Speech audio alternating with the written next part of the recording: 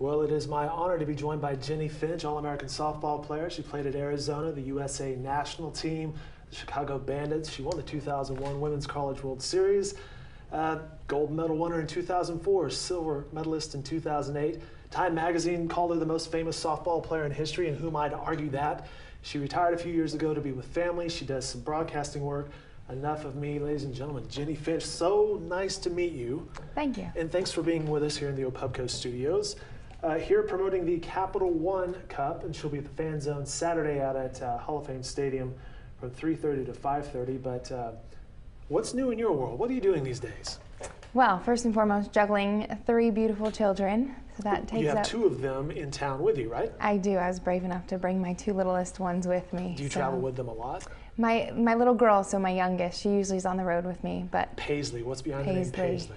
Paisley, I liked it. I really liked Presley, but my husband didn't like Presley, so he settled on Paisley. My husband is Casey Daigle, a baseball player. Yes. And three kids, Ace, Diesel, not Dylan, Diesel, and Paisley. So That's right. What was behind the names there?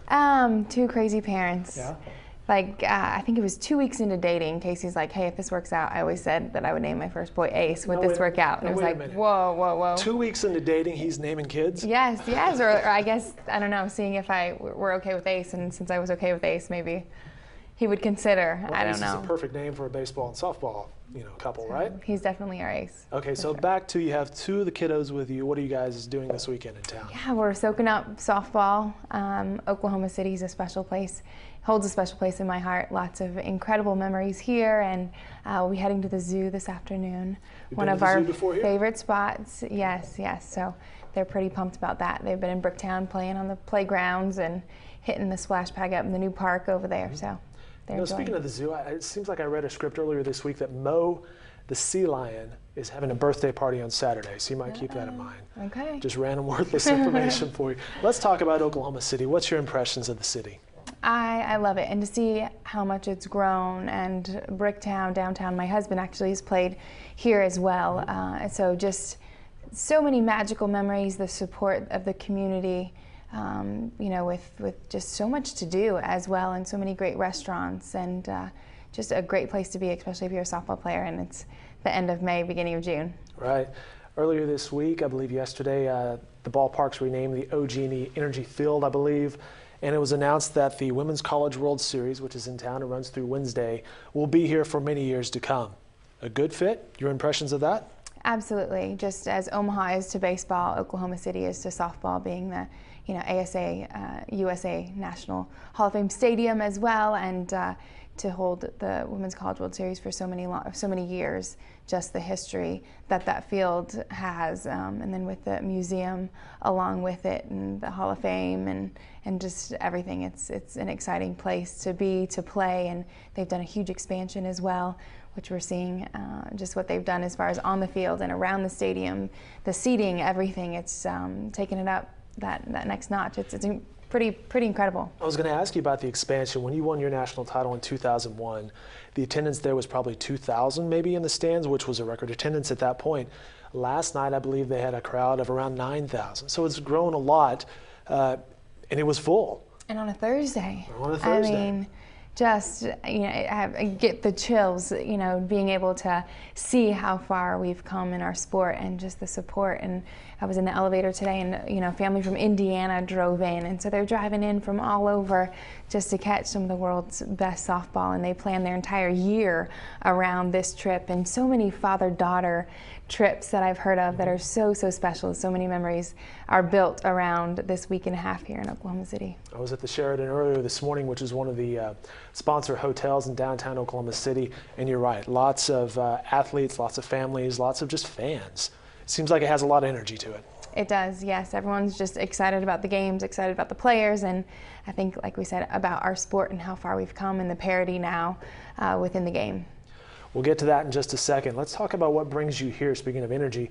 On Saturday, you can come meet Jennie Finch from 3:30 to 5:30 at Hall of Fame Stadium for the Capital One Cup, and tell us about it. Yeah, Capital One Cup right here, beautiful trophy. Yeah, no It's kidding. awarded to the top Division I athletic program, men's and women's. And so they'll not only win the cup, they'll be honored at the ESPY Awards in July, and then $400,000 will be donated cumulatively to the programs for student athlete scholarships.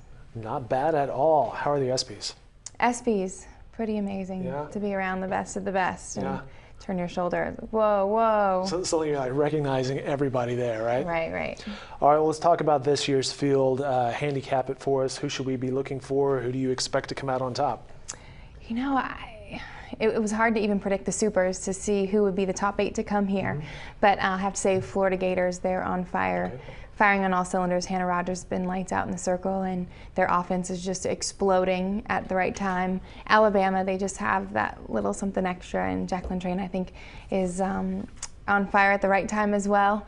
And so, you know, you never know, and that's what's so great about this next week is it's so hard to predict who's going to be those last 2 teams. Then now with the 3-game series, it adds a little extended excitement. It's not just one game anymore. So we'll see. There's a ton of talent in Kentucky. I mean, they stuck it to UCLA. Their backs were against the wall, you know, at UCLA last weekend, and you know, brought them to Oklahoma City. So, you know, you can't count anybody out. You have to just stay tuned and watch the games to see who finishes out on top. Speaking from the local angle, Oklahoma lost to Alabama last night, and you're right, that Alabama team looks really good. How hard is it for an Oklahoma to go for a repeat? Coach Kendra has always said, you know, the coach of University of Arizona, who has, I think, 7 national championships. He's got a lot of history, but he always says it's that year after you won, it's hard because you're there. And you don't, you know, necessarily, it's hard to get on top, but it's even harder to stay there.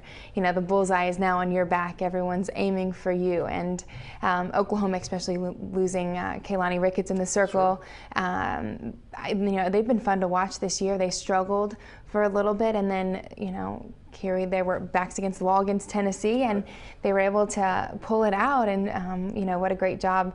Just, you know, Stevens in the circle, and Penley is just so fun to watch. And then Lauren Chamberlain, probably the best in our game this era. Just, you know, she's injured and she's still hitting off of one leg, hitting shots left and right. And you know, it's one thing to be able to hit that far injured, you know, and then let alone hit the top of the pitching where she's at, and having missed those at bats part of the seasons, but she's coming back like she hasn't missed a thing, and she's, you know, hitting like someone would be healthy.